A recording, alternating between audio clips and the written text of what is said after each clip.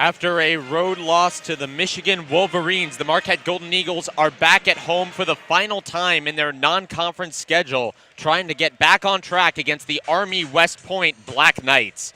Welcome to a production of GoMarquette.com and the Marquette Wire. This is women's basketball.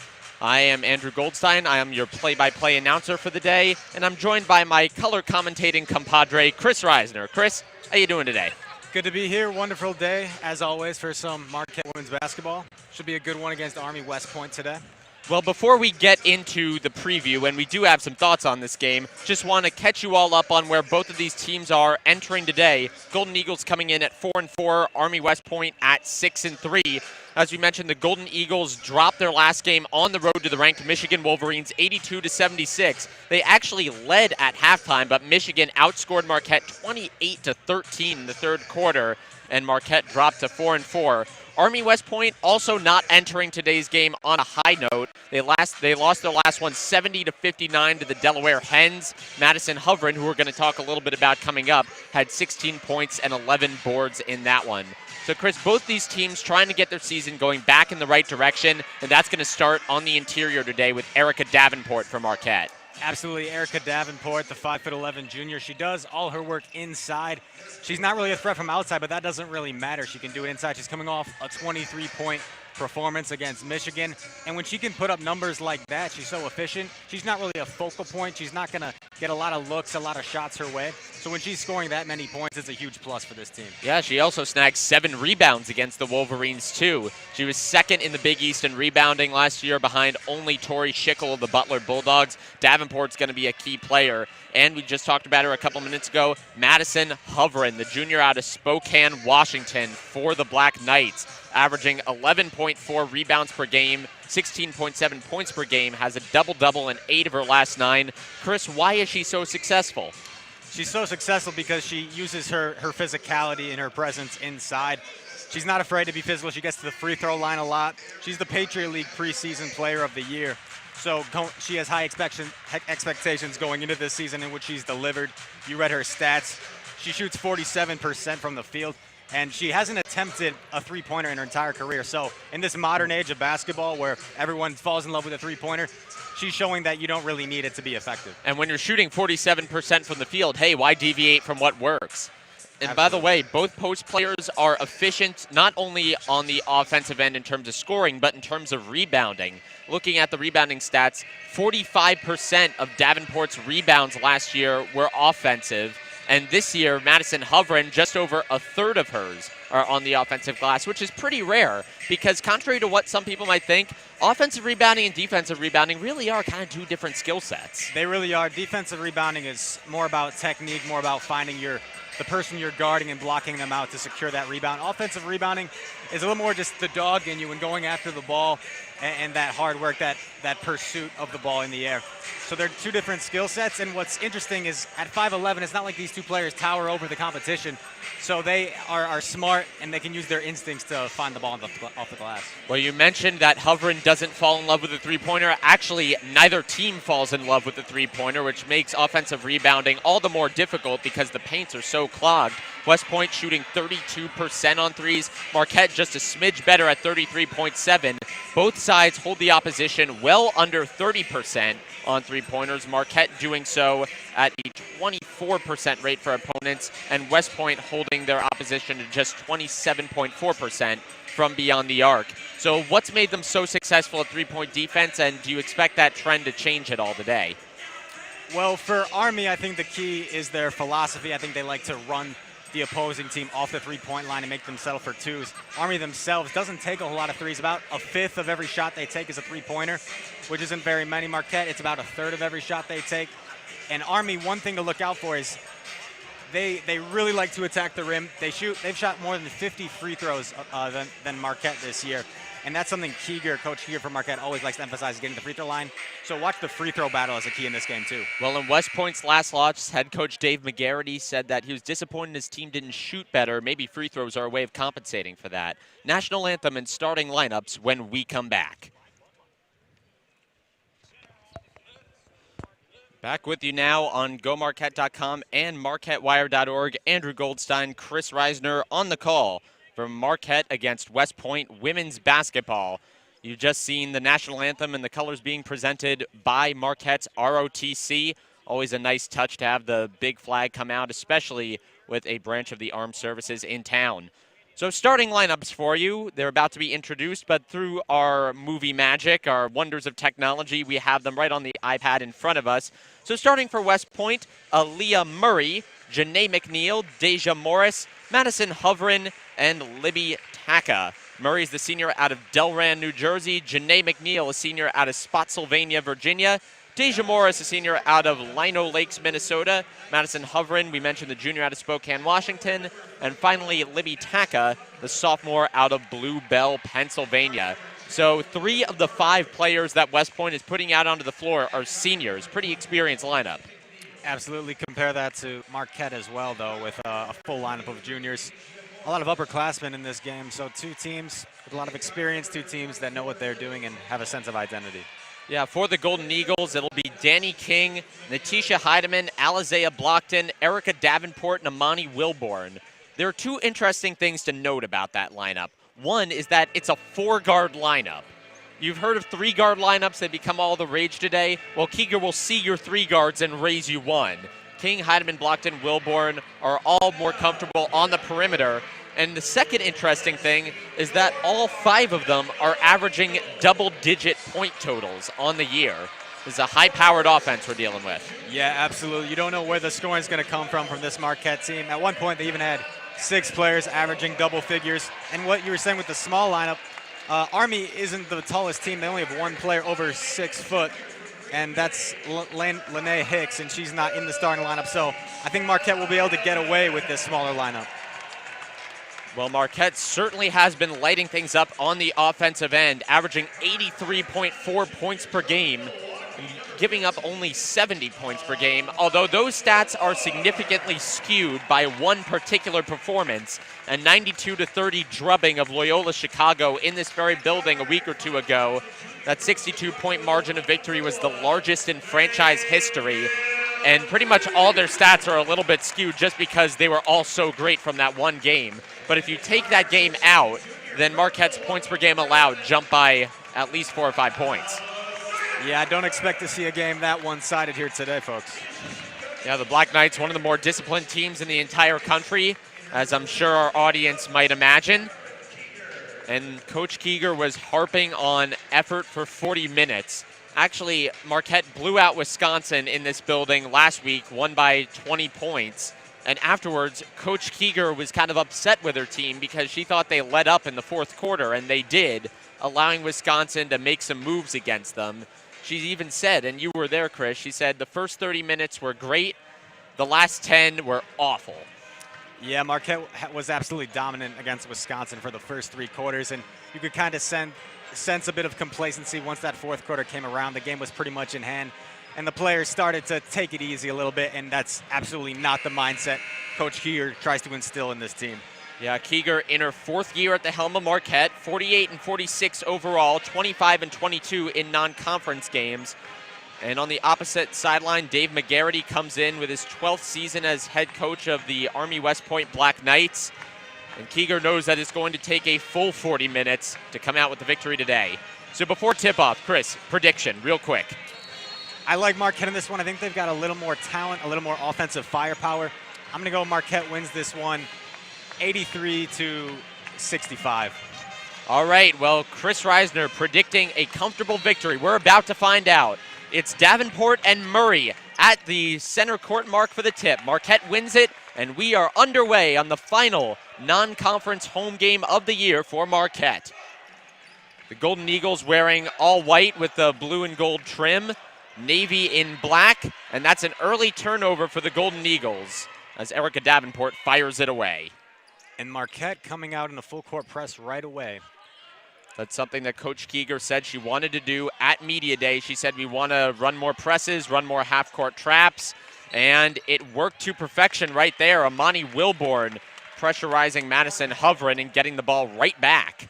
Yeah, this Army team really disciplined, doesn't turn the ball over a whole lot, so you might have expected to see a press from Marquette trying to get them out of their rhythm right away. King back over to Amani Wilborn. Now back to King, wide open for three. No good off the iron. Amani Wilborn rebounds it. Golden Eagles will get a fresh 30 on the shot clock. King doesn't lack for confidence. Tries for the open jumper and misses. So those are two early shots that went awry for Danielle King, the junior out of Chicago, Illinois. Here's West Point hovering in the high key, trying to pass to McNeil, but that one was cut off. Instead, it's a driving layup for Deja Morris, and West Point strikes first. And a nice little high pick and roll action. Hovering used her body to shield off the defender, and that gave an easy lane to Morris to drive. Here's Heidemann fumbling her way through the defense, dishes it to Blockton under the hoop, no good. And Marquette has come out cold, missing their first three shots. Now on the other end, Deja Morris, back to Taka. Marquette's bench yelling encouragement. Tori McCoy, the transfer out of Ohio State, can't play this year, but standing up, offering some encouragement nonetheless. Now driving in is Aaliyah Murray, no good on the layup, although she was uncontested, gets her own rebound, gets another rebound, and draws a foul. And Coach Keeger frustrated with this team's effort right away, sending in 3 subs off the bench. Coach is hazing those offensive rebounds. Getting ready to check in for Marquette, Selena Lott, Isabel Spingola, and Lauren Van Clunen. Van Clunen in the Kurt Rambis-style mask on the sideline. And we'll see if they could provide a spark after what is, by all accounts, a disappointing opening 90 seconds for Marquette as Murray misses her first. So Wilborn, Heidemann, and Blockton will all go to the sidelines. Selena Lott, the freshman out of East Greenbush, New York. Spingola is a sophomore out of Chicago, and Lauren Van Clunen is a redshirt freshman out of Mason, Ohio, as Murray sinks the second. And out of all of them, Van Clunen is probably the one who's had the biggest impact on the season. As King drives to the other end and gets the floater to go. So the Golden Eagles are off the schneid. They get their first 2 points, 3-2, Army. Half-court pressure from King on Libby Taka. Around the high screen from Hovren. And now under duress, driving in, it's Janae McNeil. Now back to Deja Morris. Murray, Taka for three, and Taka puts it through. And Libby Taka, that's what she does. She's a three-point specialist. She averages 9.3 points per game on 43% from three for this team. Their best shooter for Army West Point. Yeah, the Golden Eagles are going to have to closely mark Libby Taka. That time they lost her coming around the screen from Hovren. There's King, back to Selena Lott. Lott stubbed up by McNeil. And now she gets the ball back. Floater won't go. And the rebound, it goes to nobody. Out of bounds, West Point ball. 6-2, 7.5 minutes to go. Looked like Lott might have forced that one. Was a little off balance. Caught herself in midair and just kind of threw it up there. Not a great possession for Marquette. Golden Eagles have won their last 9 home games dating back to February of last year. The last one they lost was against St. John's in conference play at home. Of course, it helps that almost all of their challenging opponents this year have been on the road or at a neutral site, as Taka misses that three. Lost to Tennessee by 2 points in overtime in the Cancun Challenge in Mexico. Lost to Michigan, lost to Green Bay at Green Bay last weekend.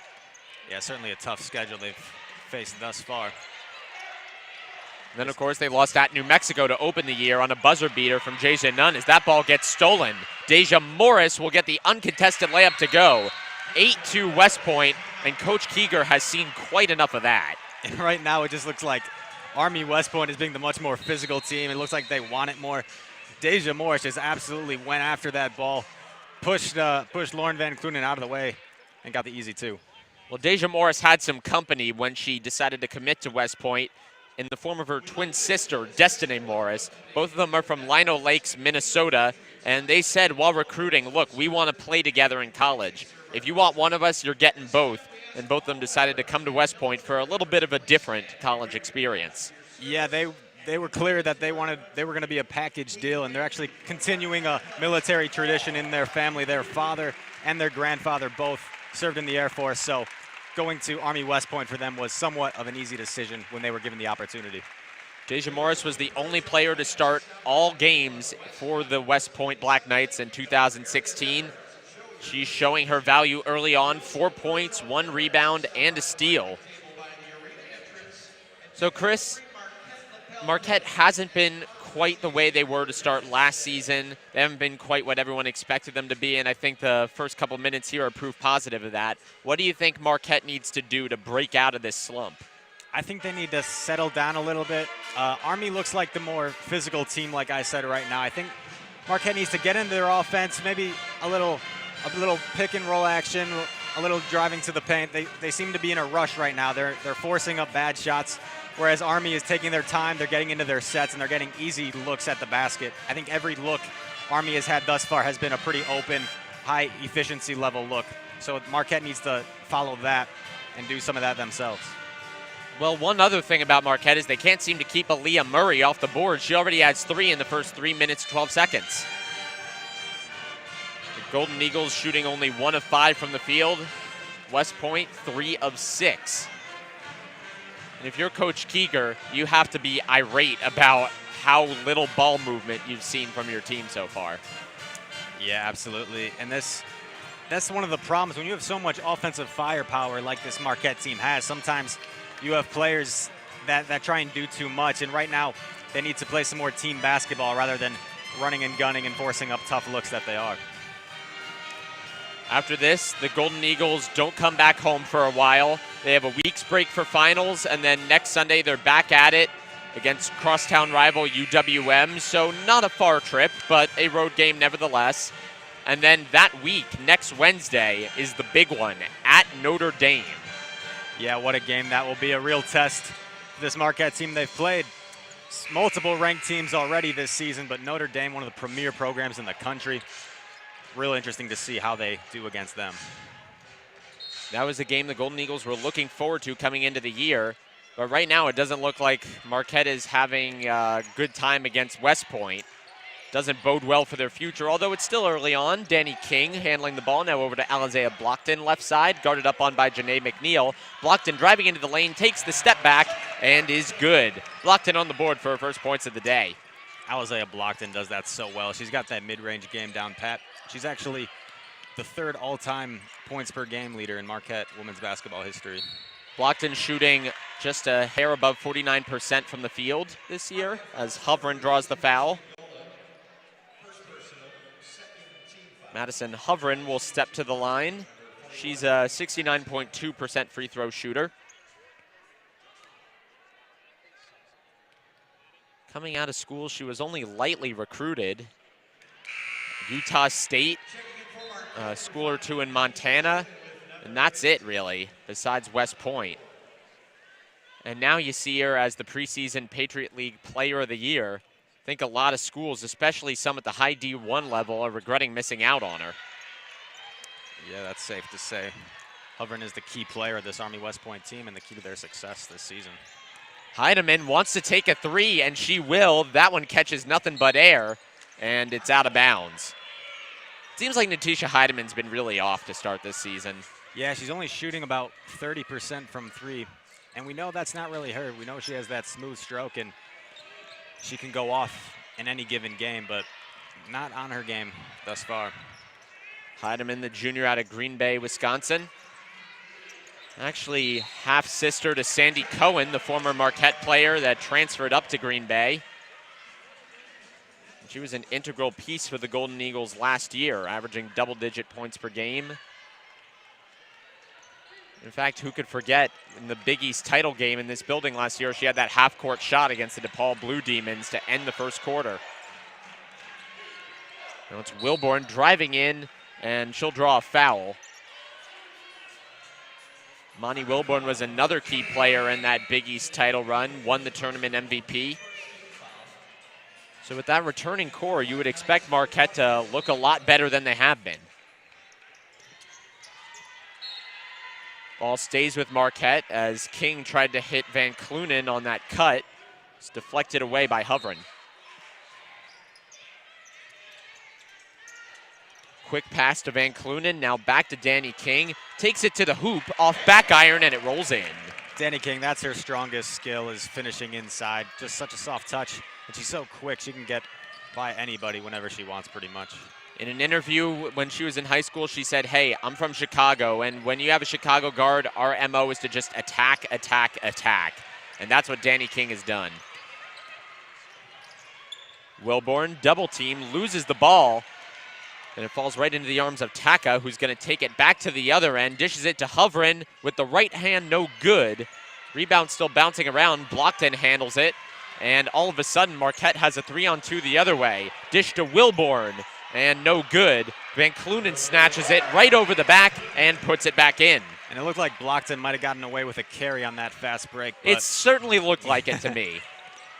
Heidemann on the steal, intercepting that pass to Libby Taka. Now Danny King going for the free throw line jumper, and just like that, the Golden Eagles have gone from 0 to 100. And we saw this same exact thing last week against Wisconsin. Marquette trailed 5-0 early in the game and stormed right back after a timeout from Coach Keeger. Ended up taking a 15-7 lead just moments later. Couple of substitutions for Army. Lene Hicks is checking in, and Janae McNeil will return. As Madison Hovren will take a seat, as will Deja Morris. Actually, excuse me, that's not McNeil, that's Destiny Morris. McNeil is the one who is, no, actually it's just Destiny subbing in for her sister Deja. It's got to be a nice thing to just be able to converse with your twin sister going back to the bench, like, hey, how's it going? How long do you think it took Coach McGarity to distinguish between the two Morris sisters? I can't distinguish between people who aren't twins, so, you know, goodness knows what kind of trouble I would have had there. As Lott gets the rebound. Now back to Blockton. Driving in, right past Murray, and she gets to the hoop with relative ease. 12-9 Golden Eagles. They're on an 8-0 run in the last 90 seconds.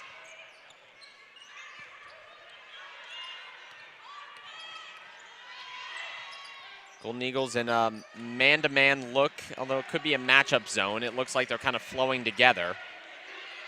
Taka on King. Now switch to Heidemann defending Taka. Back to McNeil. Driving in on Heidemann. Floater won't go. Rebound will go to nobody, but the ball will go to Marquette. As Amani Wilborn checks in, Danny King will take a seat. It did look like a bit of a 2-3 matchup zone, and we talked about earlier how Army isn't quite the best three-point shooting team. So that's an interesting strategy. Maybe Coach Keeger is trying to limit the dribble penetration that Army's so good at. There's Davenport driving in on Murray. Double team, no matter. She gets it to go off the glass anyways. How about that strong move from Erica Davenport? Just bullied her way to the basket. And Davenport doesn't look like the most physically imposing player. She's only 5'10", doesn't look like a conventional center, but she is surprisingly strong and nimble on her feet. Said that Keeger recruited her not just for her post skills, but for her ability to run the floor too, and she does that so well. Taka swatted out of bounds by Heidemann. Oh, Natisha Heidemann just came flying in. Yeah, she knew Taka, whenever she gets the ball, she's looking to launch it from three. Heidemann read it. Nice block out of bounds. So West Point will get the ball back with 5 seconds left on the shot clock. It'll be Taka to inbound from just under the basket.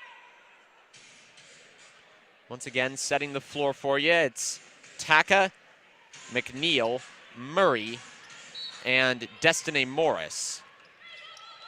Taka has to get it off quickly. Guarded up on by Blockton. Open three-pointer, no good. It was a shot clock violation anyways. So no missed field goal for Aaliyah Murray, but Marquette will get the ball all the same. 14-9, 2 minutes, 56 seconds left in the first. And how about this run for Marquette after a pretty porous start? Getting it done on both ends right now. Yeah, we talked about the offensive end, but West Point doesn't have a field goal in any of their last 6 tries or the last 3.5 minutes. As Davenport gets the ball poked out from behind by Taka. And it looks like West Point will have a brilliant chance for a field goal here, and it's converted with consummate ease by Deja Morris.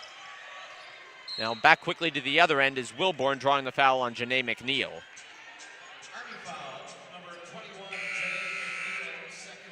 And now here comes Hovren for West Point, checking back in.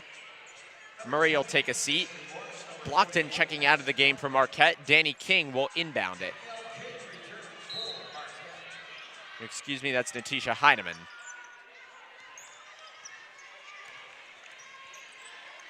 Here's King trying to get some breathing room.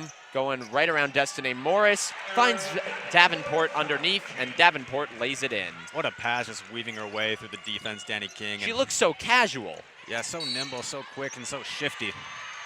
And that's an offensive foul called on Libby Taka. You know, last year, the Golden Eagles had a woman named Michaela Yentz, who was so good at drawing those offensive charges. She would draw at least 1 or 2 per game. And after she graduated, the team kind of had a tough time replacing her production in that phase of the game. That's a jump ball as Erica Davenport got tied up. West Point gets possession. So Libby Taka will inbound it, and the Golden Eagles waste no time getting into their full court press.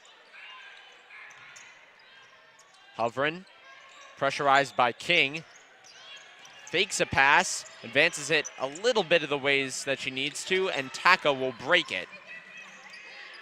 Good discipline from West Point to not turn the ball over. There's Morris swinging it to her twin sister Deja on the other side, guarded up on by Wilborn. Now back to Deja Morris, to Destiny Morris, and that is a 3-second violation on Army. Looked like someone was camped out in the lane for a little too long. Wilborn taking it up. From the time she was 3 years old, Amani Wilborn played basketball against the boys in her neighborhood, taking it in and showing that toughness that she generated from an early age. And Wilborn as well, so good at driving, getting that penetration to the rim. It looked like Army went in a little bit of a 2-3 matchup zone of their own, and Wilborn just splits through for the easy 2. Taka doubled by King and Heidemann. She gets out of it though, splits them, back to Deja Morris, guarded up on by Heidemann. Marquette's expending a lot of energy, pressing Army at every opportunity.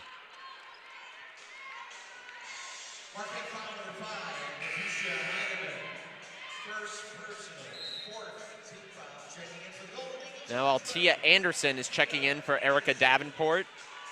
Anderson is sophomore out of Bridgeville, Delaware, and all of a sudden, Marquette's used 9 players in just the first quarter. Last year, it would be pretty uncommon to see them use 9 players in a whole game. Usually they'd stick to their top 6 or 7.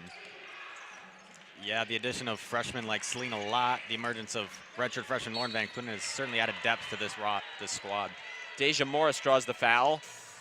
She leads West Point with 6 of their 11 points. And Danny King paces Marquette with 6 of their 18.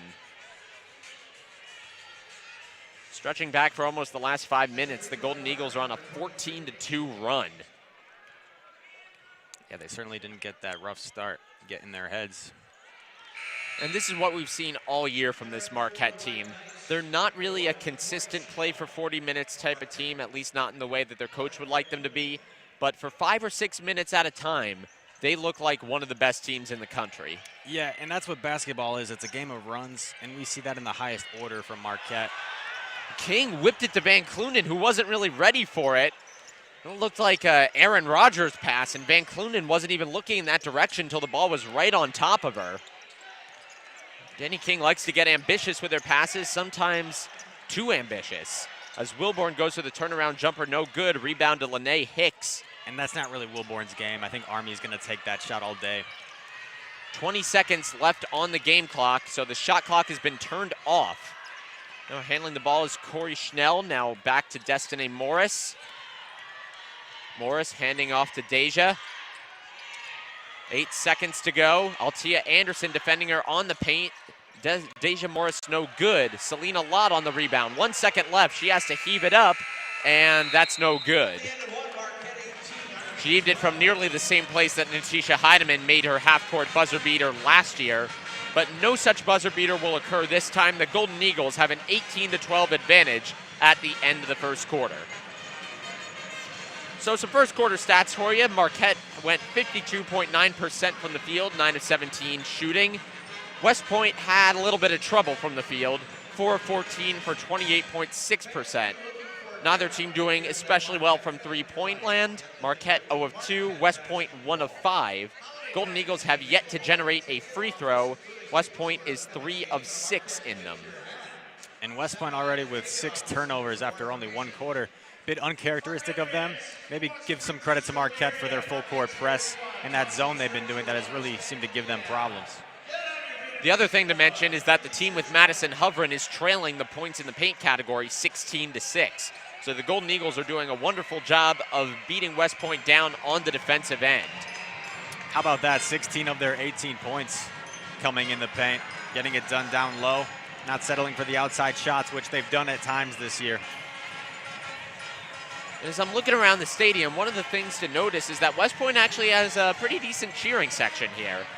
In the post-game warm-ups or the pre-game warm-ups, there was a decent round of applause for them. A couple of people in West Point gear sprinkled in throughout the crowd. Of course, they're probably happy about the result of yesterday's football game, with West Point retaining the Commander-in-Chief's trophy, beating Navy on a missed field goal at the end of regulation. Actually, this is kind of a weird coincidence. New Mexico, which played Marquette in the opening game of the season, is playing Navy today at home in the Boneyard out in Albuquerque. Sometimes these schedules kind of produce those wacky, interesting results. Lobo's currently 10-0, so no great damage to Marquette's RPI there, at least not yet. You know, it's funny, the Golden Eagles haven't had any bad losses, but since they play in the Big East, a conference that'll probably send only 2-3 teams to the tournament, they were really counting on the out-of-conference slate to deliver some quality wins. Yeah, and that hasn't been the case thus far. Out of their 4 wins, 3 of them have been to ranked opponents and 1 to the 10-0 New Mexico Lobos. So they've struggled getting those wins, but they have been close games. They've been games that could have gone either way. They didn't expect to be 4-4, definitely. Or now 5-4 coming into the season. But yeah, well, a cornerstone of their schedule last year were those impressive non-conference wins. They went at Oregon State and won. Oregon State was number 3 in RPI. They went against Arizona State at home and won that one too. So the Golden Eagles cleaned up against quality competition last year. In fact, only 2 teams in the country were undefeated against ranked opponents in 2016-2017 with more than 3 attempts. One of them was UConn, one of them was Marquette. Always a compliment to be in the same category as UConn women's basketball. Well, the Golden Eagles trying to get back there. So setting the floor for you now. For Marquette, it's Lauren Van Clunen, who just missed a 3-pointer. Altia Anderson, Selena Lott, Amani Wilborn, and Danielle King. Although Alizea Blockton is getting ready to check in for one of them. Looks like Selena Lott will be going out. And for West Point, it's Madison Hovren, Libby Taka, Corey Schnell, although Taka is checking out for Denasia Morris. And also in there is Lene Hicks and Destiny Morris.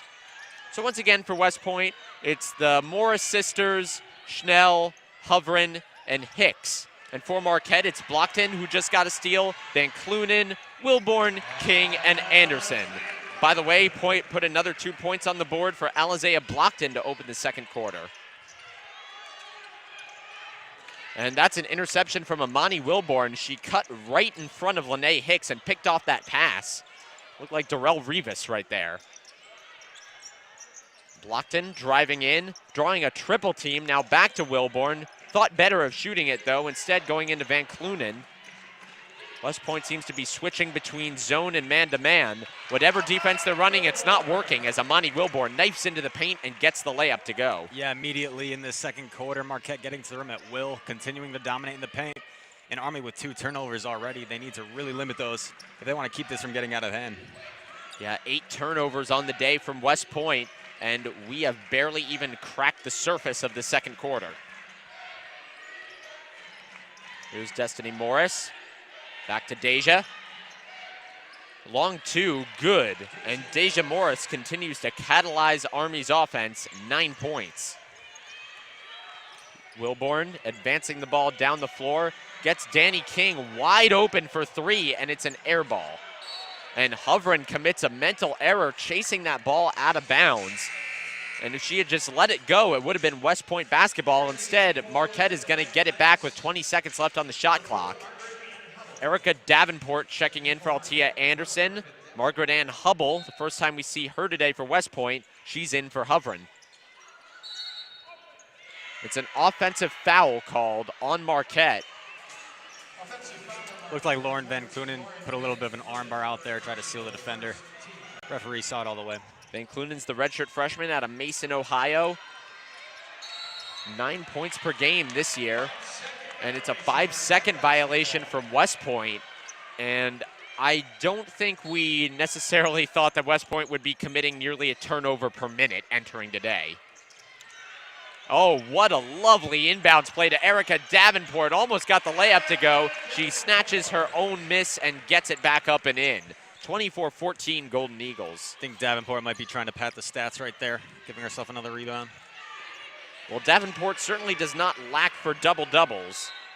Last year, nearly half of her games, over half of them, resulted in double-doubles. Yet this full court press and zone really giving West Point some problems. If you're Coach McGarity, you might want to use a timeout. You got to change something up to try and break this press easier.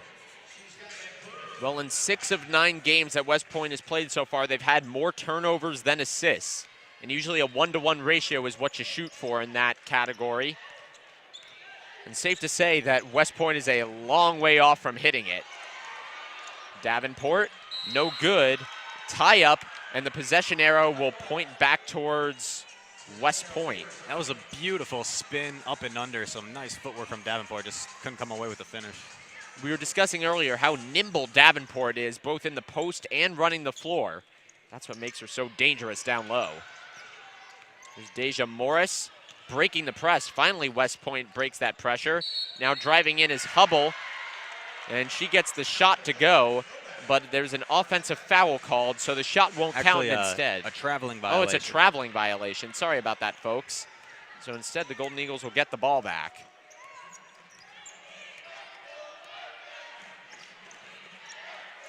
King over to Heidemann. Taking it right into the paint and puts her knee right into Margaret Ann Hubble on that layup. 26-14 Marquette. And how about 24 of their 26 points coming in the paint? Still continuing to get there at will.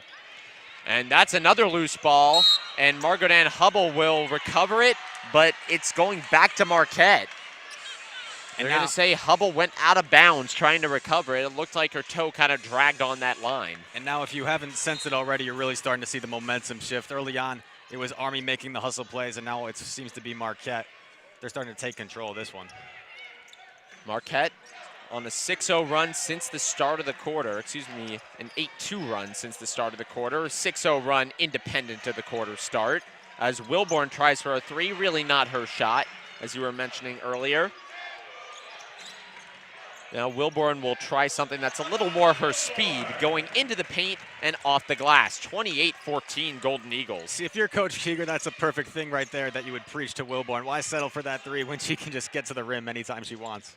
And it seems like West Point is not doing what they need to do to keep the driving lanes clogged. Every single time Marquette's wanted to drive the paint, a lane has been wide open. There's Taka around a screen. Guarded up by King and Davenport. Taka with some nimble footwork. She's so good going downhill off of screens. That's one thing that pops out on film. And finally, West Point able to get some dribble penetration against that zone. Wilborn banks it up and in. 30-16 Marquette. And now Morris tries to pass it, but it hits Wilborn's legs, so it's a kickball violation. Couple of substitutions for you. For Marquette, Miriama Smith-Traore, the freshman, checking in for Erica Davenport. And Deja Morris will go to the bench. For West Point, Morgan Yancey, the sophomore from Dallas, will come in her stead.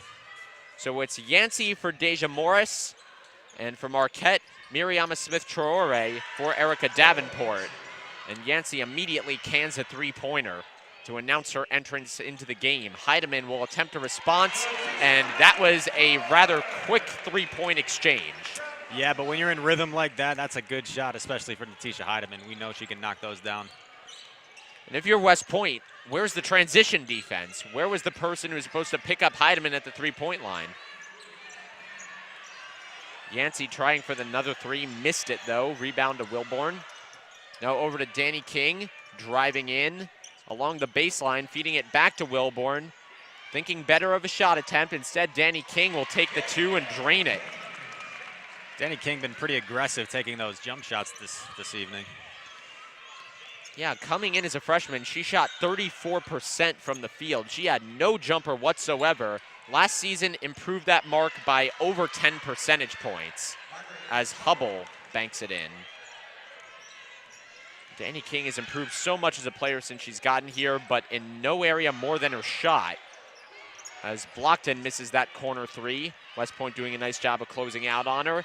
Taka bringing it down the court, stepping around Wilborn and getting the 2-pointer to fall from the free throw line. Some clever footwork there from Taka. Got the defense to bite on the shot fake. Nice little up and under. And the calm floater in the lane.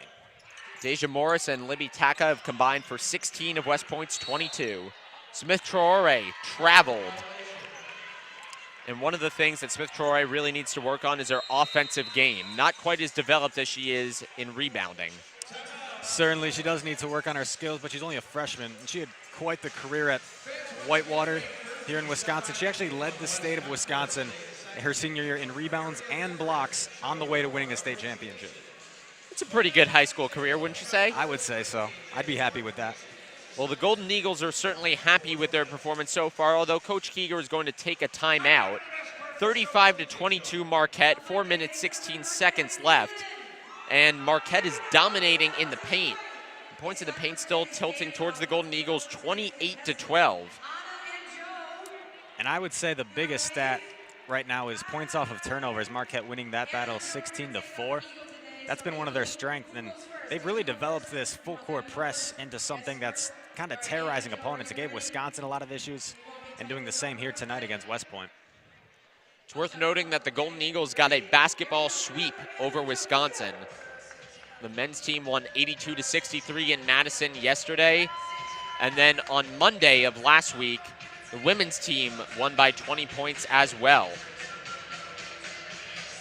So on the court now, we got some little kids dancing around, the mascot dancing with them.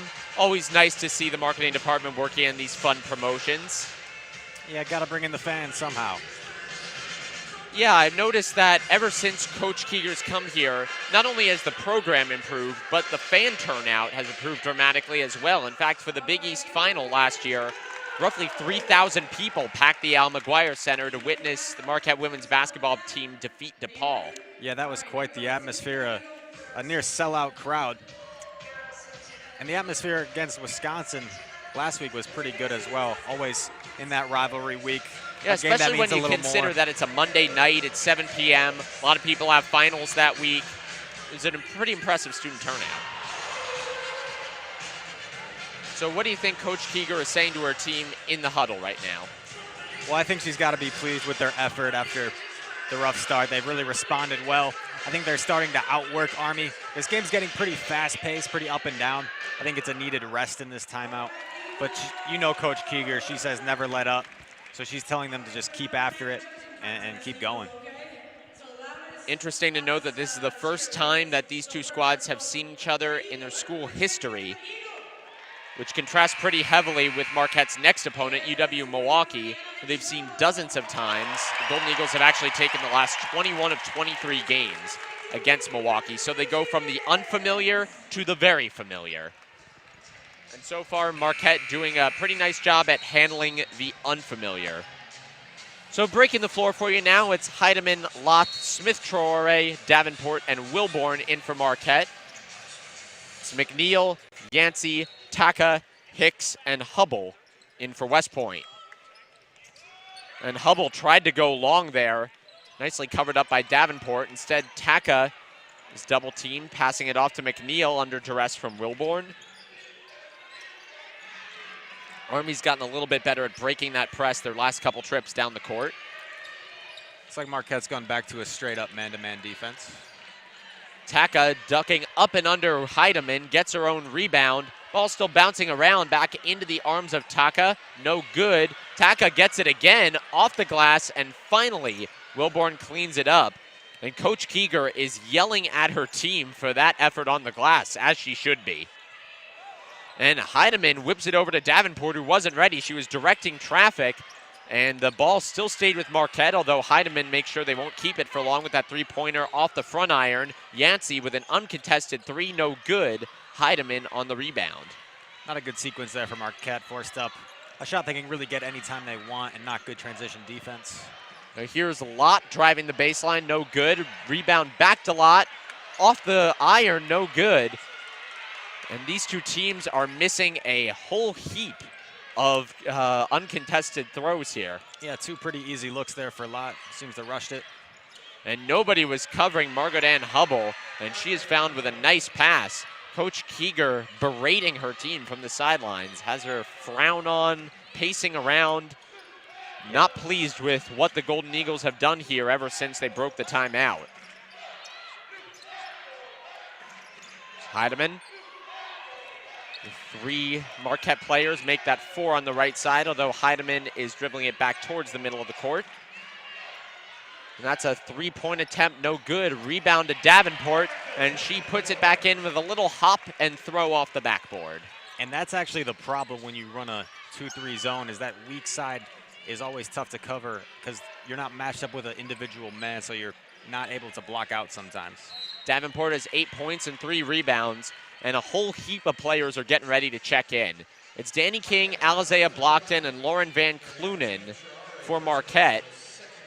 And for West Point, it's Deja Morris, Madison Hovren, and Lene Hicks.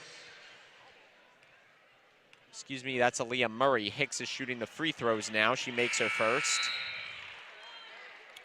Lene Hicks, the 6'4" senior center. She only averages 4 a game, but she's had her fair share of impressive performances. She's coming off a 15-point game against Delaware, and last year she had a 20-point and 10-rebound game against Yale. Kind of a streaky shooter, Hicks. She misses her second. Rebound goes to Davenport. 37-25 Marquette. 2 minutes left to go in the second quarter. In case this is your first time watching women's basketball, they go by quarters instead of halves like men's basketball does. Blockton back to Van Clunen, and West Point zone nearly tripped Marquette up there. They've got 9 seconds left to go on the shot clock. It won't matter, though, as Wilborn loses the ball and then commits a foul. I don't know if it's just me, Andrew, but Lauren Van Clunen looks a little tentative out there today. Maybe that mask is obstructing her vision. She had a pretty good look there to shoot the three, something she normally doesn't hesitate with, but she seems a little tentative today. Yeah, Van Clunen has 2 points on 1 of 2 shooting. And she really asserted herself in Marquette's opening game against New Mexico. A 20-plus point performance, drained a bunch of threes. Here's Yancey. King guarding up on her. Now the double, and it's a foul called. Danny King is going to get dinged for that one. Her second personal foul, 4th team foul. West Point only has 1 foul against them. Now Leah Murray to inbound it. Blockton frantically waving her arms. It's Hubble. Cross court to Yancey, who's not shy about pulling it. Goes off the iron. Rebound to Alizea Blockton. And that's a pass way over the head of Erica Davenport. Yeah, just trying to do too much there. You like the idea, trying to push the pace, get it down to Davenport, but not the possession you're looking for. That's one of the things Marquette did in half-court sets a lot last year. They'd have Davenport throw a feint on the ball screen and then just throw it over the top to her. Doesn't work so well in transition, though. At least it didn't that time. But West Point bails them out with yet another turnover. Van Clunen looking for Davenport as we slip under a minute to go here in this opening half with Marquette up 37-25. 10 seconds left on the shot clock for Danny King. Now 7. King. Step back jumper. No good. Rebound to Hovren. 45 seconds left to go in the game. 25 seconds left on the shot clock. If West Point goes quickly, they could get a 2-for-1. And Deja Morris will draw the foul. Amani Wilborn will get dinged for it. Second personal. So both she and King have 2 personal fouls. So now Deja Morris will not only get to shoot 2 free throws, of which she misses the first, but West Point will, in fact, get to go for a 2-for-1. Libby Taka checking in. She had a season high of 15 points against Dartmouth a couple weeks ago, as Morris makes 1 of 2. 37-26 Marquette, 40 seconds left on the game clock. King, double team, nice trap. Van Clunen can't seem to get out of that one, so she passes it off to Wilborn. King driving into the lane, back to Wilborn. 15 seconds left on the shot clock. Van Clunen with a nice pass fake, and she buries her first 3 of the day. Oh, what a smart play from Lauren Van Clunen. Gets the defender leaning with that pass fake. Doesn't play like a freshman, does she? Absolutely not. Coach Kier has been very high on her. She said she could have been the freshman of the year last year during her redshirt year. Here's Taka with 4 seconds left on the game clock. Murray driving in. Contested jumper, no good. And that is the way we go into halftime, with the Golden Eagles using an extended run to seize a 40-26 advantage. So before we go, some quick halftime stats for you. West Point shooting 35.7% from the field. Marquette shooting an even 50%. West Point went into the locker room shooting 1 for their last 8 on field goals, none of them coming in the last 2 minutes and 57 seconds. And the 2 salient stats of the day: points in the paint, Marquette up 30-14, and points off turnovers, Marquette up 16-4. So we're going to take a quick 10-minute break, do whatever you need to do, maybe some jumping jacks, stay loose, go get some snacks. But join us back here in a little bit for the second half of the Marquette Golden Eagles against the Army West Point Black Knights on GoMarquette.com and the MarquetteWire.org. Welcome back to the Al McGuire Center on the campus of Marquette University in beautiful, albeit cold, Milwaukee, Wisconsin. The Golden Eagles are up 40-26 on the Army West Point Black Knights. Andrew Goldstein and Chris Reisner here. Thank you to all of our production staff, along with our directors, Tom Hillmeyer and Matt Unger. And of course, thanks very much to you for taking some time out of your Sunday to come hang out with us and watch some women's basketball. Pretty good game we got going so far, huh? Yeah, Marquette off to a pretty good half.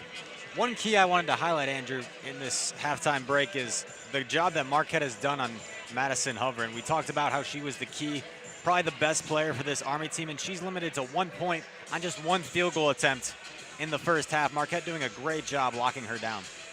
Yeah, Madison Hovren has not been much of a factor. In fact, she only played 12 of the half's available 20 minutes, which is not something that you typically expect from the opposing team's best player. You'd expect her to go at least 15, 16. Madison Hovren has been bottled up. The woman doing most of the scoring for West Point has been Deja Morris, 10 points on 4-6 shooting. And for Marquette, the scoring lead is tied between 3 players at 8 points: Danny King, Amani Wilborn, and Erica Davenport. So the scoring balanced for Marquette. For West Point, not so much, although Libby Taka also has 7.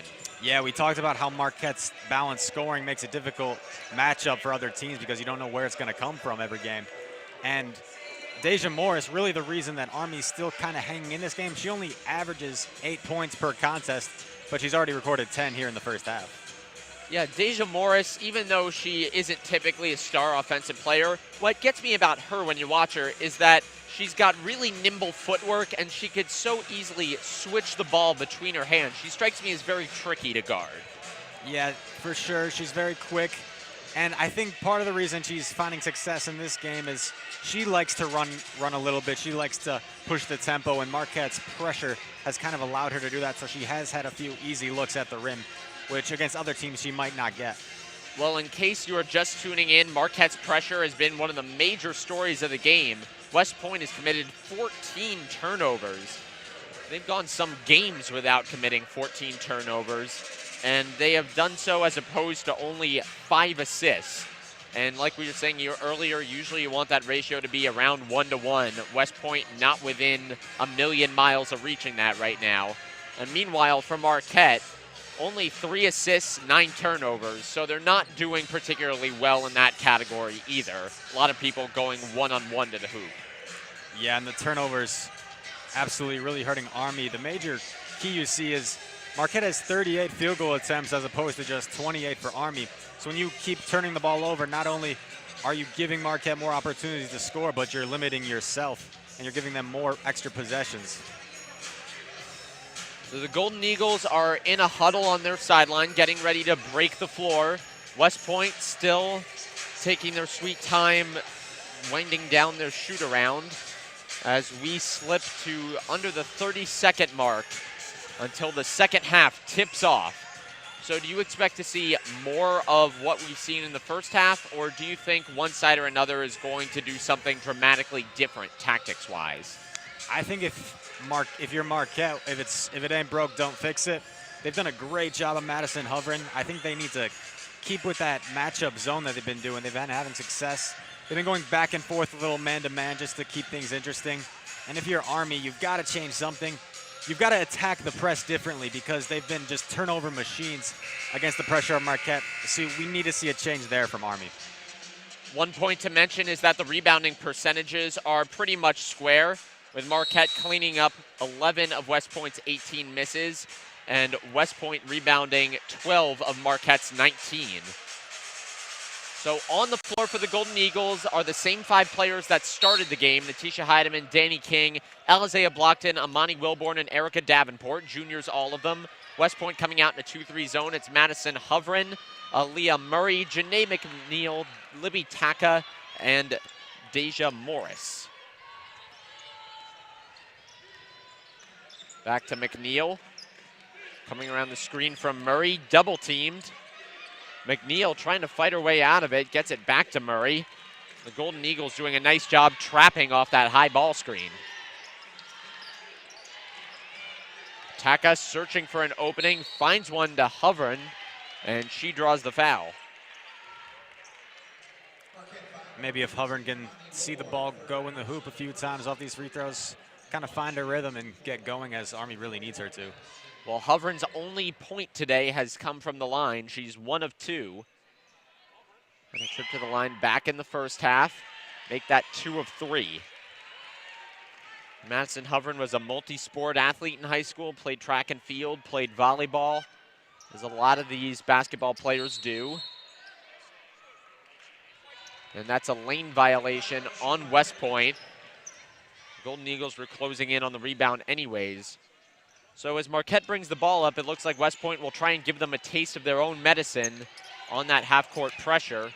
Golden Eagles break it with ease. Their ball handler's a lot more adept than Army's is, although Wilborn gets it turned over there by Aaliyah Murray, and back the other way is Deja Morris, recovering the ball after Heidemann tried to swat it away. Now here's Libby Taka going downhill on Danny King, gets to the hoop, and the layup goes good off the glass. Yeah, wonderful sequence there from West Point. Aaliyah Murray makes a save, comes away with the steal, and then they get an easy 2, turning defense to offense.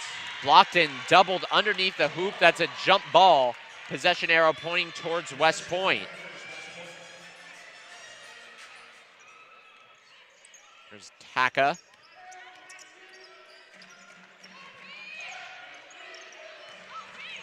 Breaking the press, Heidemann recovers just in time to keep her from driving to the hoop. She had a wide open lane, and Heidemann closed it off just in time. Here's McNeil on the ball reversal. It's Taka for 3, no good. McNeil on the tip out, and Morris will get it with a full shot clock. Marquette fortunate there.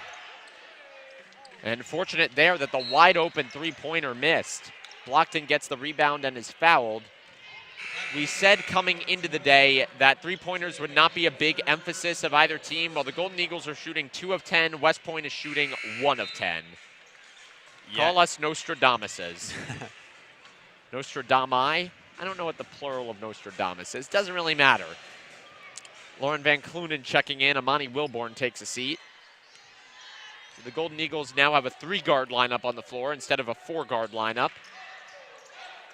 Blockton around the screen from Davenport. Over to Heidemann. Open 3-pointer from the right corner, and she swishes it through. That is the second 3 of the day for Natisha Heidemann. Yeah, we talked about how she's been struggling a little bit from behind the arc this season, but you give her that much time, she's always a threat. Morgan Yancey is checked in for West Point. Yancey is 0 of 3 on 3-pointers for the day. Taka with 5 seconds left on the shot clock. Yancey's gonna have to launch a deep contested 3, no good. Blockton battling with Murray for the rebound, and she corrals it. Blockton to Davenport. stepping around the post pressure and scoring with a little bit of struggle. Taka loses the ball. That is a multi-person tie-up. Possession arrow points to Marquette. The bench politely clapping. They like that one. Just a little deja vu of how the first half started. Little pressure from Army. They get it going a little bit of a run, and then Marquette comes right back, starts to kind of find their groove, settle themselves.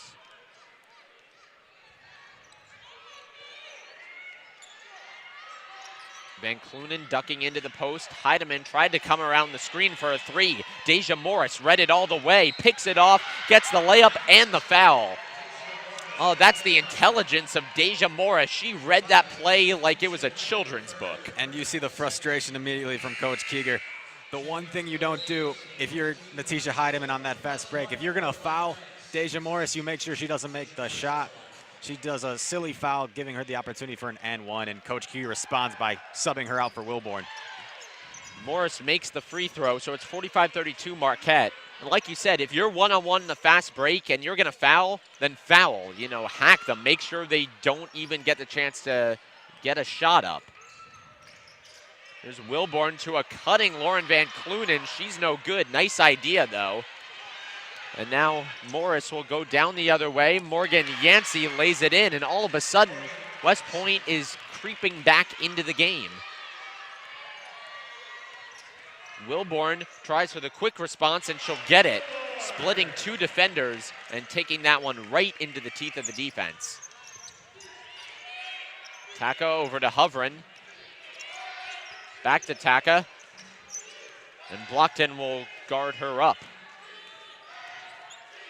Yancey for three, no good. Wilborn to the floor. Loose ball, Van Clunen recovers it. That was very close to being a tie-up, and Madison Hovren had come in a second sooner. Here's Blockton. Back to Danny King. Now back to Blockton on the left block, trying to find some room, no good.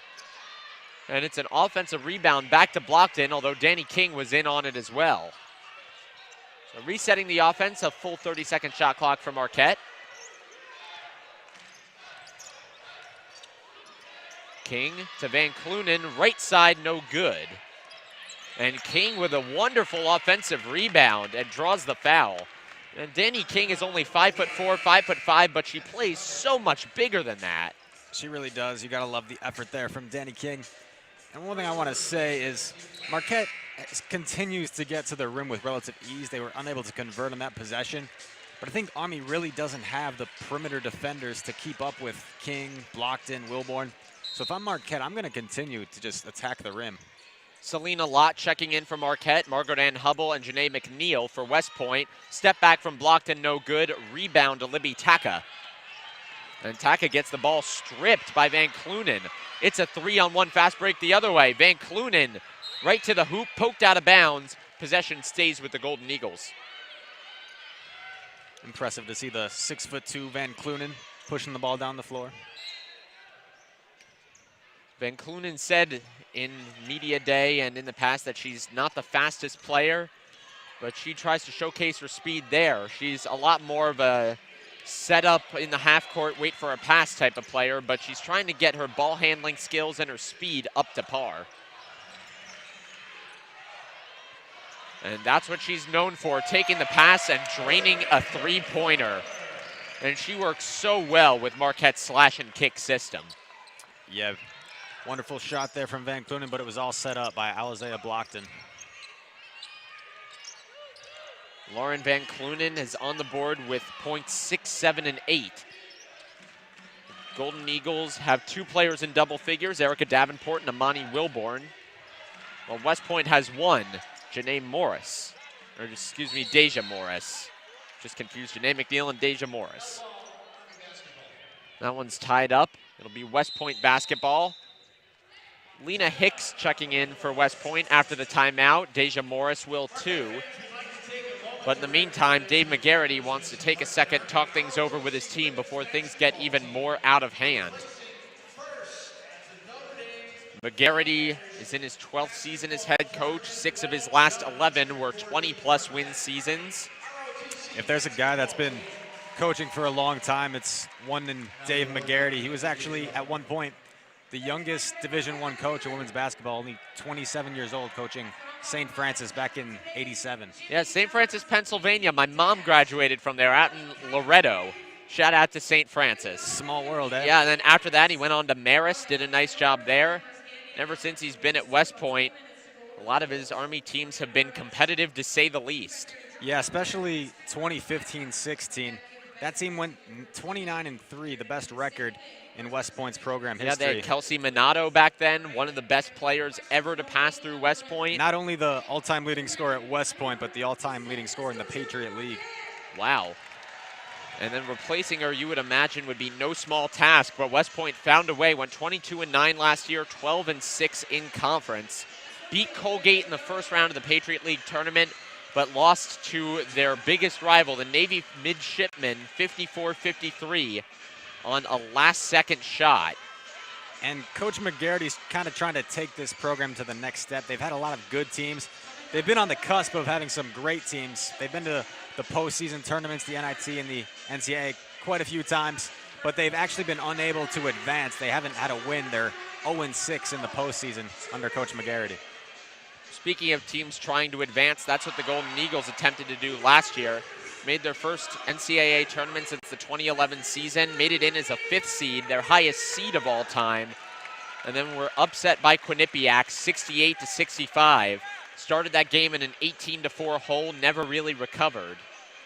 Yeah, obvious disappointment there for Marquette, and I think that's one of the reasons Coach Keeger has been so tough on this team, not letting them up, telling them to never settle, never have any sort of complacency against these lesser teams. Because when that tournament time comes and Marquette might be favored, as they were against Quinnipiac, you can't have any let up in that sort of environment, because any game, any one game, anything can happen. And all credit to Quinnipiac. They played an excellent game, but the Golden Eagles certainly were not themselves, and a lot of players have bitter memories of their trip to Miami last year. And if the Golden Eagles had won that game, they would have been playing the Miami Hurricanes in the second round, the team that Coach Keeger used to assistant coach before she came to Marquette. Although her coaching aspirations stretch back a long way. In fact, when she was a point guard here in the early 2000s, you could dig up an interview that the Marquette Journal did with her where she said as a senior she'd love to come back and coach this team. 10 years later, right before the 2014-15 season, those wishes came true. And Selena Lott draws a foul. The entire bench stood up and applauded that one. So setting the floor for you out of the timeout, Amani Wilborn, Lauren Van Clunen, Natisha Heidemann, Erica Davenport, and Selena Lott from Marquette. For West Point, Morgan Yancey, Janae McNeil, Deja Morris, Lene Hicks, and Margaret Ann Hubble. Although right on cue, Yancey checks out and Destiny Morris checks in.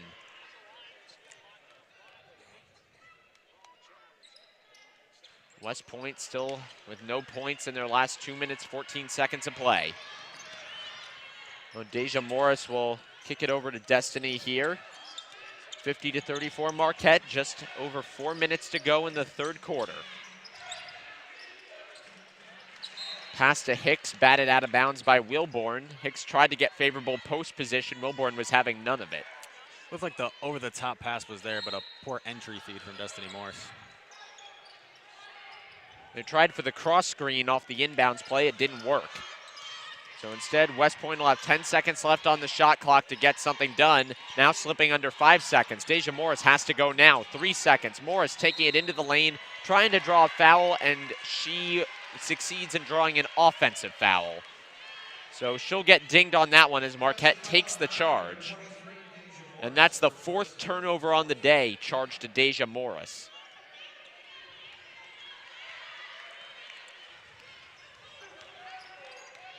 West Point looks to be playing man-to-man here, although they just broke into more of a zone look. Wilborn gets the screen from Davenport, now over to Heidemann with the left, good. And Natisha Heidemann, known as a shooter, can accelerate so quickly.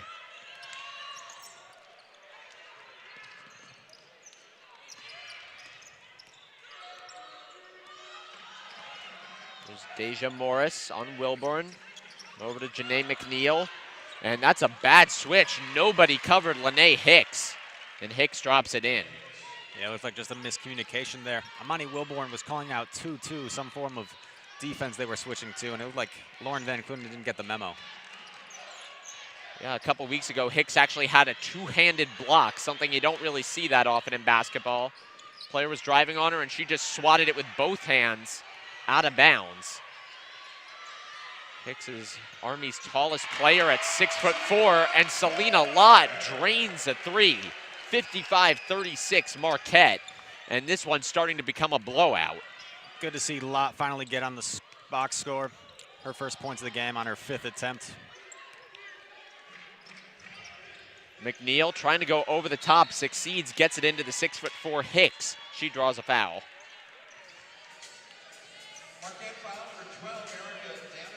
We had a couple players waiting near the scorer's table to check in. Libby Taka for Army, Alizea Blockton, and Danny King for Marquette.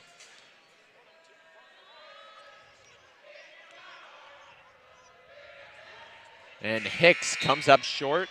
Marquette pet band chanting, doing anything they can to distract her. Taka checking in for Deja Morris. Amani Wilborn and Lauren Van Clunen will go to the bench for Marquette as Blockton and King check in.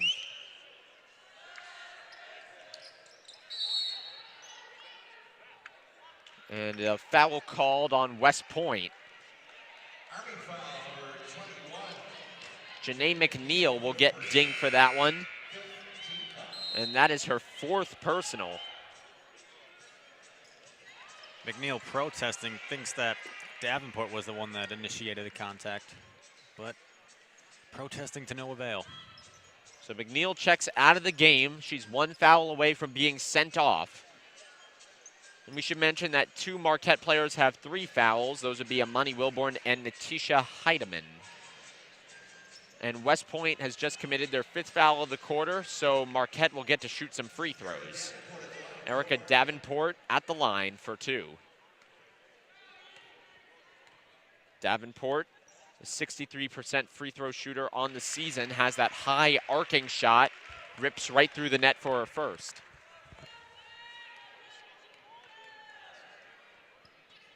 Studies corporate communication here. Her dad tries to make it to every home game. Pretty impressive feat considering that she's from Clarkston, Michigan. Gotta love that, the family coming out.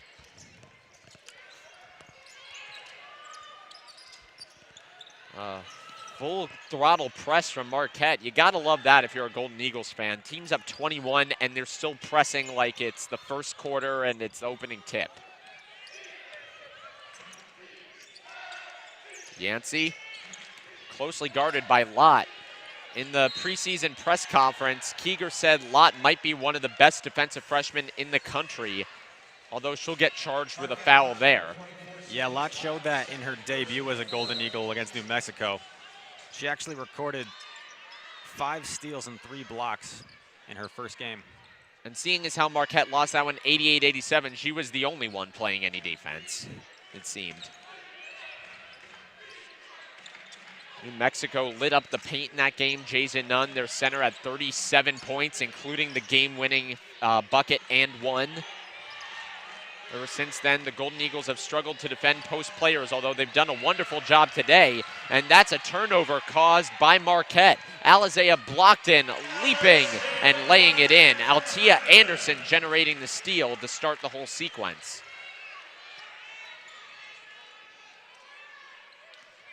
Coach Keeger still laying into her team from the sidelines, although in a more positive manner than she was earlier. Army breaks the press and Morgan Yancey cans a 3.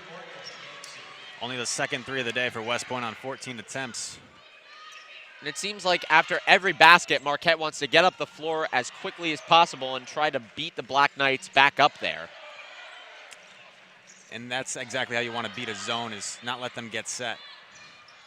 Well, Lott had the open 3-point try there, and she came up quite short on it. Selena Lott will get charged with her 3rd personal foul. So now that's 3 players from Marquette that have 3 fouls. And that'll put Army in the bonus.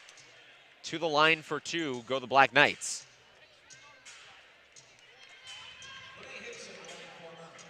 Lene Hicks will take them.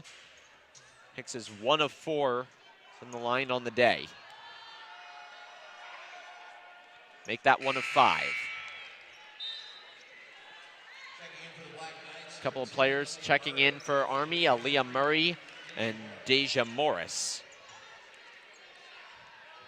And West Point trying to stay alive in this game hasn't helped themselves at all at the free throw line, just 7 of 15. Yeah, we haven't really seen a whole lot from Aaliyah Murray beyond the first couple of minutes. She's a key player for this team, averages 7.6 points per game, 7.3 rebounds per game, just over 3 assists per game.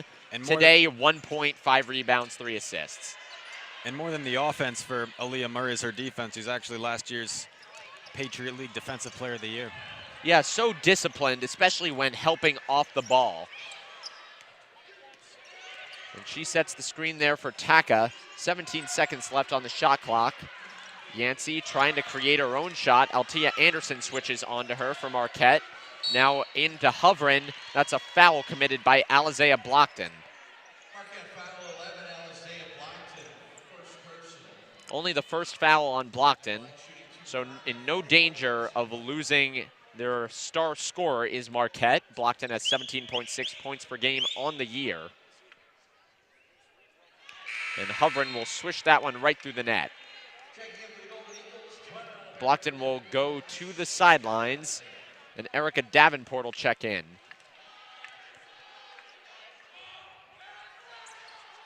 Hovren makes both. 59-42 Marquette. West Point shooting 10 of 18 from the line. Marquette shooting 2 of 3. Shot clock is off for the Golden Eagles. They can hold for the last shot if they so choose. Although Anderson almost passed that one out of bounds. Natisha Heidemann gathers it, drives the baseline, and lays it in. 61-42 Marquette. 5 seconds left to go. Taka needs to put up a shot. Pressure from Lott and Heidemann, and there will be no such shot taken. The Golden Eagles are up 61-42 at the end of the third quarter, and the result of this game is all but a foregone conclusion at this point. And we continue to see the same schemes from the Golden Eagles, sticking with that little bit of a 2-3 zone. They're really limiting the dribble penetration of Army, and they've exposed their weakness of three-point shooting. Army just 2 of 14 from the outside. And then, of course, the turnovers has been a major storyline in this one. 20 turnovers for Army, which has contributed to a 26 to 7-point differential off of turnovers in the favor of the Golden Eagles. Well, in terms of turnovers, the Golden Eagles actually did pretty well that quarter. Only 2 of their 11 on the day came in the third, as opposed to West Point, who committed 3 of their 20. It's actually a relatively turnover-free third quarter, at least compared to what we're used to seeing after a mistake-filled first half. Yeah, points off turnover. Oh, sorry. I think Army's starting to get a little bit of a hang of that press. After a while, you start to figure things out, and it might be a little fatigue setting in for Marquette. And we talked about how they have that never-let-up mentality. It'll be interesting to see here in the fourth quarter. They've won the first 3 quarters pretty comfortably. Will they win the fourth quarter? Will they let Army kind of hang in there in this fourth quarter? By the way, I'm looking at a computer off to the side with the NFL scores on it. I see that the Jets are down 13-0, so probably better that I missed that one to do this game. The points off turnovers, Golden Eagles up 26-7. And for points in the paint, Marquette up 40-22. So the 2 stats that have continued to sway in Marquette's favor the whole day are continuing to do so. Leading scorers for both sides, it's Deja Morris for West Point, 13 points, 5 of 9 shooting. And for Marquette, Natisha Heidemann, Erica Davenport both have 12. And also the continued effort to really shut down the consensus Patriot League preseason player of the year in Hovren. I'm interested to see post-game when we talk to Coach Carolyn Keeger what her scheme was, what her thoughts were in order to shut down Hovren going into this game, because that's been a major factor. Especially with so many of these West Point players being so experienced, you wouldn't expect them to commit as many mistakes as they have. They had a starting lineup with 3 fourth-year players, or as they're called at West Point, firsties because it's the first time that they receive their branch assignment. Typically branch day, where everybody opens the envelope to see what they have for their first assignment out of school, happens in November. So a lot of them would have just gotten the location and the particular assignment that they're going to be doing after graduation. But before they can move on to that, they have a 4th year to complete and a basketball season left to play. And tonight's going, well, not the way they wanted, shall we say. Down 61-42 to Marquette as we enter the 4th quarter. So it's Amani Wilborn, Danny King, Selena Lott, Erica Davenport, Natisha Heidemann on the floor for Marquette. Deja Morris, Aaliyah Murray, Madison Hovren, Morgan Yancey, and Libby Taka on the floor for West Point. Natisha Heidemann starts the scoring in the 4th quarter with a 3-pointer, 64-42 Marquette. It's worth noting that the Golden Eagles may have some pretty good conference competition this year, with both Villanova and DePaul being ranked at different points this preseason. Wildcats actually knocked off a ranked Duke team on their home floor a couple weeks ago. So playing these opponents is a pretty good tune-up for Marquette when it comes to conference play. And one has to imagine that playing a team of Marquette's caliber will make West Point that much more prepared for Patriot League play in a week or two. Timeout called by Marquette to prevent a tie-up. Wouldn't imagine that there's much to talk about for Coach Keeger with her team up 22. Yeah, if you're Coach Keeger, to say keep doing what you're doing. And it's amazing how far this program has come since Coach Keeger's first year in 2014-2015. In that year, Marquette went 9-22. It was the worst winning percentage in over 2 decades. And then in under 3 years, they go from that to being 25-8 overall, 13-5 in conference, winning the Big East tournament title, and going to the NCAA tournament. And in light of all that, athletics extended Coach Carolyn Keeger's contract into the 2022 and 2023 seasons. Yeah, and this program continues to look to be in a good spot. A lot of the key players from last year's Big East championship team remain on this team, a squad filled with juniors that will also be returning next year. And keep in mind, one player that you haven't seen in this game is Tori McCoy, the transfer from Ohio State. She's a former top 10 recruit in the country. So you got to love the youth of this Marquette team, and they look like they're going to be very good for years to come. Next year, they only have one recruit coming in, Chloe Murata, out of Mequon, Wisconsin. Sister of Cam Murata, who is a walk-on on the men's team. Unfortunately, she tore her ACL before her senior season, but she projects to be back on the court by the time summer training starts. So that'll be an interesting team to watch play next year.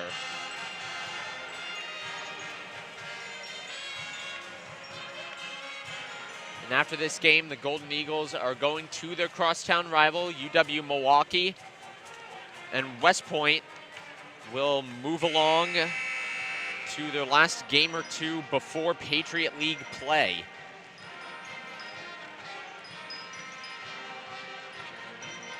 West Point has already broken their huddle. Madison Hovren, Libby Taka, Deja Morris, Aaliyah Murray, and Morgan Yancey. By the way, you know I always got to give a shout out to when a player is from New Jersey. Aaliyah Murray out of Delran, New Jersey. Keep it strong, Garden State people. Keep it strong. And from Marquette, Amani Wilborn, Danny King, Natisha Heidemann, Selena Lott, and Erica Davenport. And King slips, gives up the ball. Yancey's there to collect it. Looked like the mop boy missed a spot there. Yeah, and you kind of have to be careful when you're a player like King that makes hard cuts and relies a lot on that herky-jerky motion. That stray bead of sweat doesn't trip you up. The over-the-top lob from Taka was executed nicely in every respect except the finish. What a ferocious rebound from Erica Davenport, just ripped it away. And down on the other end of the court, Taka is slow to get up, limps back down, now running as Marquette's been playing 5-on-4 this whole time and can't really make anything of it. And a questionable call there from the referee. calling Erica Davenport for an offensive foul. Looked to me like she just went up strong, but the ref wasn't having it. Now getting ready to check in for West Point is Destiny Morris. Morgan Yancey will exit the game in her stead.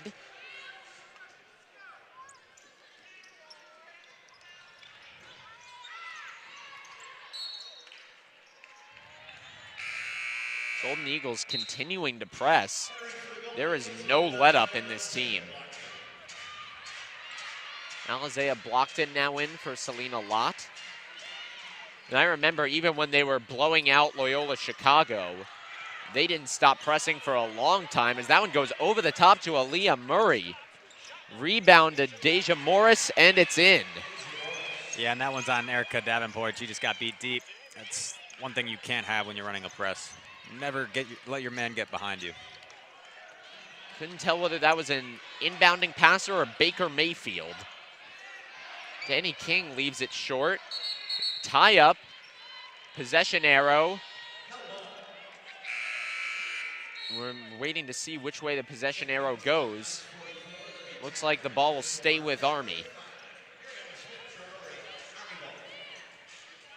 After this game, Army hosts St. Joseph's Brooklyn in the Crystal Arena in West Point as Amani Wilborn intercepts that pass. And I do mean intercepts. I know I've been using a lot of football analogies, but she really did look like a free safety on that one. Wilborn in the corner, going around the screen from Blockton, trying to establish post position, which she does, but she fumbles the ball out of bounds. 64-44 Marquette, 7 minutes, 48 seconds left to play.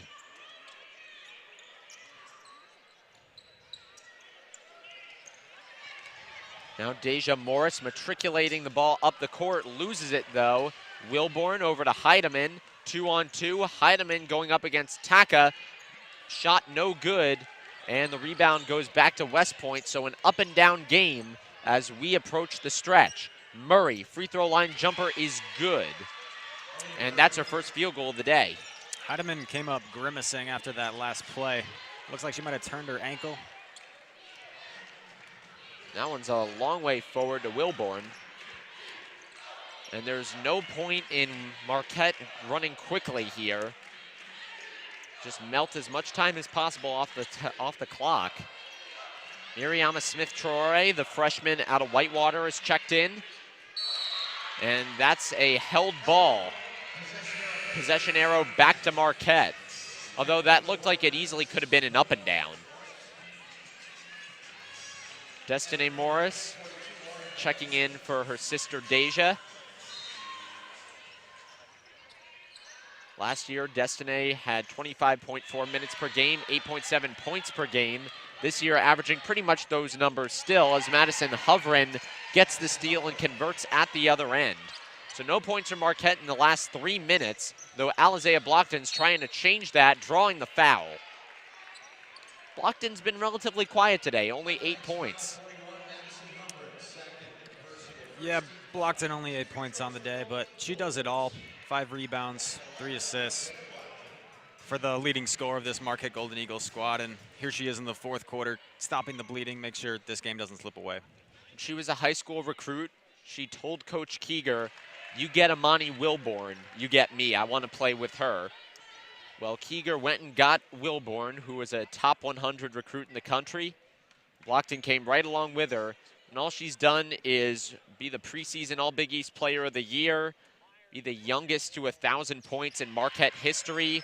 She's had an illustrious career. Yeah, she's only a junior. She's barely a junior. Both Wilborn and Blockton from right here in Milwaukee. Blockton out of Dominican High School and Wilborn out of Riverside, just down the road. Well, it's a 5-second violation on West Point, and they're going to take a timeout.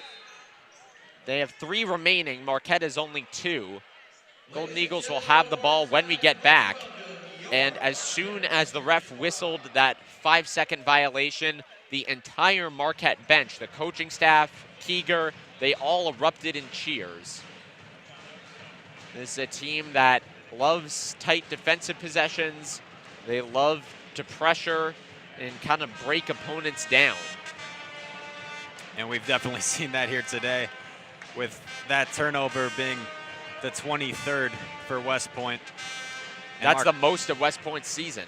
And Marquette, of course, capitalizes. That's what they're known for, is forcing those turnovers and turning that defense into offense. They have 26 points off of turnovers in today's contest. That's almost half their points. Well, we were talking a little bit about Coach Keeger earlier. We would be remiss if we didn't mention her assistants, Ginny Bogus, Scott Merritt, Vernette Skeet. Scott Merritt, particularly interesting, was a member of the 2003 Final Four team right alongside Dwayne Wade. Had a playing career overseas in a bunch of different countries.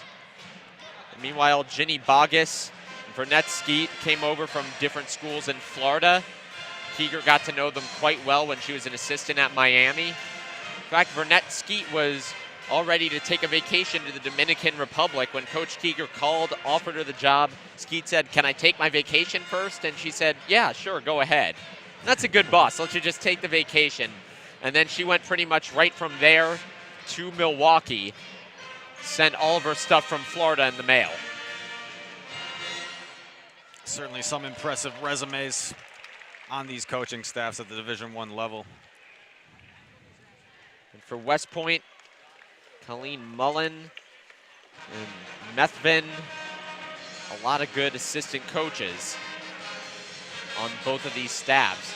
Particularly West Point's have bounced around the Patriot League quite a bit. So 66-48 Marquette, 6 minutes and 43 seconds to go in the fourth. And after this, the Golden Eagles will get a week off, at least from game action, to focus on classes, get done with their finals, kind of regroup before they resume play for the latter bit of non-conference play, and then they get into their Big East schedule over Christmas break. And by the way, Marquette got kind of a raw deal from the Big East scheduling office in that 5 of their 9 conference home games will be played with no students here over Christmas break. So the Golden Eagles will have to win in a lot of road environments as always, but they won't be getting as big of an advantage from their home slate as they normally would. Wilborn over to Smith-Traore, free throw line no good. Wilborn on the rebound, and she gets fouled by Murray. And Wilborn just came flying into the lane.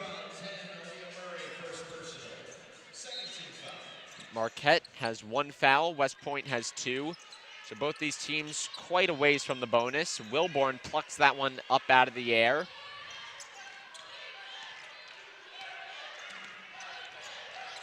Wilborn working on Murray. She has a clear out, almost traveled, instead shuffled it back to Smith-Traore. 15 seconds left on the shot clock. Blocked in, one-on-one in the low post, draws the foul from Janae McNeil. And that's McNeil's 5th personal foul of the day. Nice counter move there from Blockton, making the defender think she goes one way and going the other. Blockton can really do it from anywhere. We see her do it in the mid-range. We see her knock it down from 3. She's shooting about 40% from downtown this year, and she's so comfortable finishing at the rim as well. Alizea Blockton now at the line for 2. The junior out of Milwaukee swishes her first. She's a 92% shooter on the year coming into this game. Best on the team, at least best among players that have taken any significant number of free throw attempts. 68-48 Marquette. It's their only 3 off of their largest lead of the day, which they got right at the end of the 3rd quarter. Although they're still pressing like it's a tie game. And it looks like, is that a backcourt violation? It looked like one referee called a 10-second violation. Now they're discussing. Well, on the shot clock, there's 21 seconds. So it would appear, at least according to the official game time tracking, that West Point had another second to get the ball over. And it looks like that's what they're going to decide here, too. They then reset the shot clock. So then they reset the shot clock.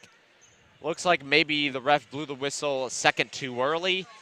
Whatever the case is, the players are going to take a second to converse, get set up in a half-court inbounding situation. Looks like the ball will stay with West Point. So Deja Morris pretty much has to get the ball over half court, which she does. Destiny Morris working on Lauren Van Clunen, alone at the top of the key. Taka over to Murray. 5 seconds left on the shot clock. Destiny Morris with 2 seconds left. Murray doesn't get it off before the shot clock expires. And Marquette's bench likes that one.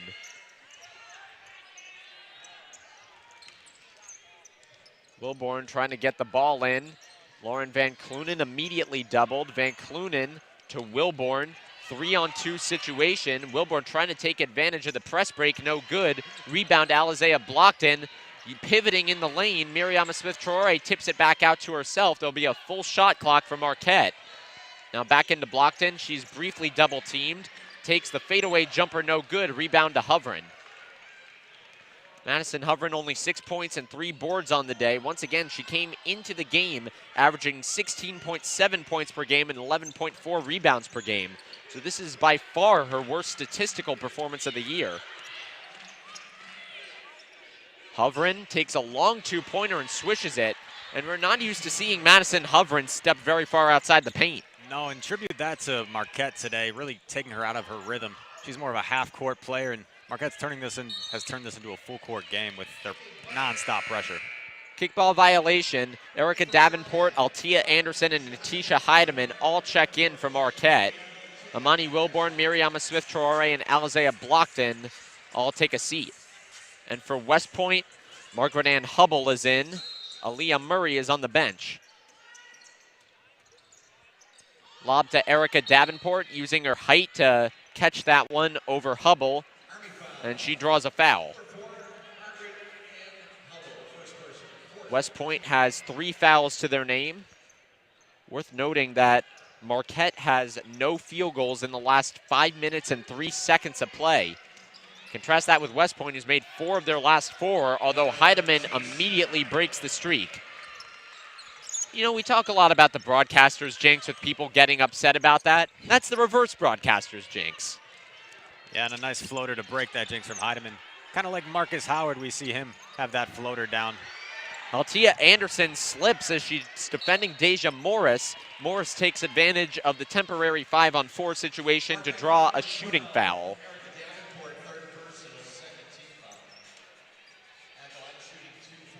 So Morris will step up to the line. 61.3% free throw shooter. Started all 9 games this year, and she showed why today, leading West Point in scoring with 15. It's not her season high, though. That was against Binghamton earlier in the year, where she dropped 23.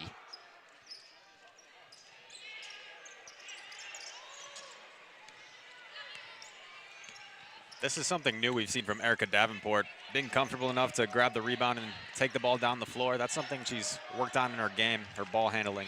Something we didn't see from her in previous seasons. And you suppose that when you're up 20 with 4 minutes left, why not try a few new things, expand your skill set, work on the parts of your game that you're trying to develop.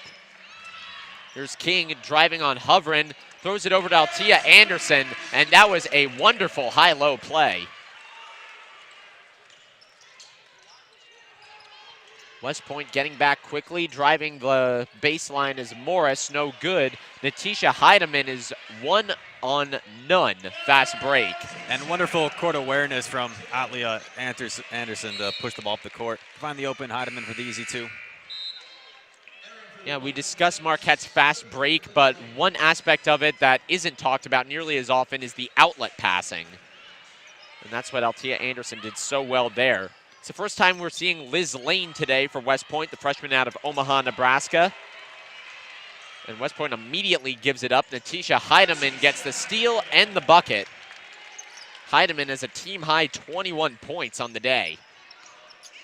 She's one of 4 Golden Eagles in double figures. Davenport, Blockton, and Wilborn all there. The Golden Eagles on a 12-2 run after not scoring any field goals in 5 minutes. Yancey ending the run with a 3. These teams are still playing so incredibly fast, and that's a three-pointer from Isabel Spingola. Spingola on the board with her first points of the day, 79-53. The Golden Eagles hopping all over West Point. First bucket we've seen from Isabel Spingola today. She's a wonderful three-point shooter, nice piece for this team. Had a wonderful career in high school at Whitney Young in Chicago. She actually led her high school to 4 straight Chicago City Conference championships. Spingola is kind of a hybrid between a guard and a forward. Working on her ball handling, she said at Media Day she imagines herself as more of a stretch 4. Showed why there. Coming up short on that shot is Gabby White, who just checked into the game for West Point. First time we're seeing her today. Danny King takes it right down to the other end. It's 81-53 Marquette. There is no respite. Absolutely not. And you love to see that. And I think Coach Keeger very rarely might actually be pleased with her team's performance. Well, we're going to be talking to her after the game, so we can find out firsthand. Taka over to White.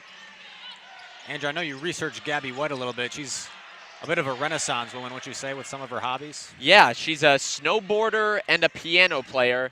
And one of her pregame rituals when she was asked, she solves Rubik's Cubes. And by the way, I'm going to have to diverge for a second from her. That was one of the weirder shots I've ever seen, as Isabel Spingola hoisted that one up and it got caught in the joint between the back iron and the backboard. Is that a 4-pointer? Did she get 4 points for that? Unfortunately not. Maybe if she called it, that would be worth something. But just a jump ball is all that's going to be worth. No, Gabby White, she solves Rubik's Cubes before games in one of the odder yet more awesome pregame traditions I've ever heard of, majoring in defense and strategic studies at West Point. Sandra Daling, who just checked in, no good. Olivia Muscari is in as well. Marquette putting all the players that don't normally get a lot of playing time into the game to run out the last 90 seconds or so. By the way, fun fact about Muscari, she's only taken 1 shot in her whole career that hasn't been a three-pointer. She's a junior out of Helsinki, Finland. Well, don't tell the opposing teams, because that scouting report might make her easier to defend. And Miriama Smith-Traore busts up that pass. Smith-Traore, the post player running the break. She's going to try and finish it off, and she does. All good feelings on the Marquette bench. And the Golden Eagles extend their lead to 30, their largest of the game. Back to White as we enter the last minute of play. A dominating performance from the Golden Eagles. Jump ball, possession back to Marquette. Shelby Haynes checking in for West Point, the sophomore out of Springfield, Virginia. Had a 4.0 GPA in high school. So clearly a smart player. And she and the rest of the Black Knights will play out the string as the Golden Eagles try and get one more basket here, and Altia Anderson nearly succeeded.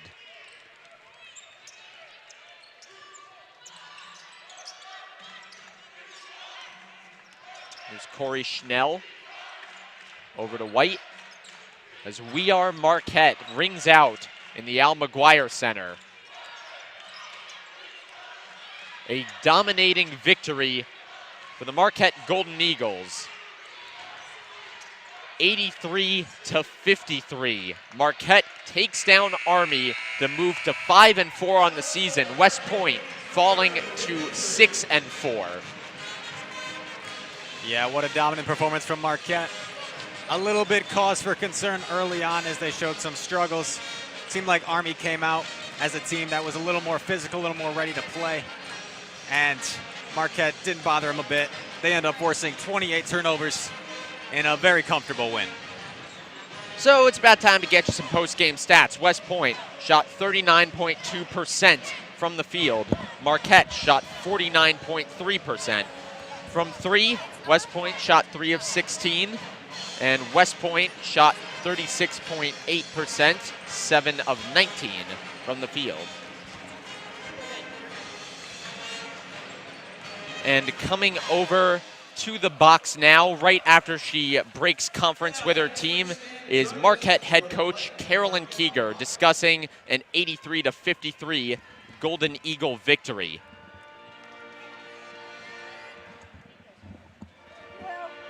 And as alma mater rings out, we have here with us Coach Keeger. Coach, after the Wisconsin game, you emphasized that you wanted the team to play a full 40 minutes. Do you think the team did that today? No, we're not there yet. We're not there yet. You know, I saw a lot of great things, and you know, proud of definitely certain possessions, but we got to fix the consistency, and we'll do it, and we'll keep getting better. But the standards got to, you know, stay as high as it possibly can, because when we're playing for postseason, and we're practicing, and we're trying to develop good habits. Yeah, Coach, when you say that the team isn't quite there yet, is it about where you expected to be at this point in the season, or? I don't know if you can ever say that. Obviously, we tested our team immensely this non-conference, you know, and we went on a lot of hard road trips, and that was on purpose. So in terms of record, or in terms of that, I'm not really concerned about the record. I'm concerned about the effort every day. I'm concerned about our IQ improving and just getting to be a better basketball team all around. And we're learning, we're improving, and you know, every day as a coach, you just got to hope that it gets better than yesterday.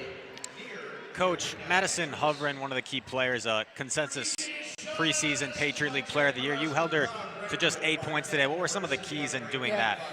We said as a team that we wanted to hold her under 10 points. So that's one thing that we're very proud of today. And that's one thing that's been our Achilles heel the last couple of years, and even this season, is the best player has been going off on us.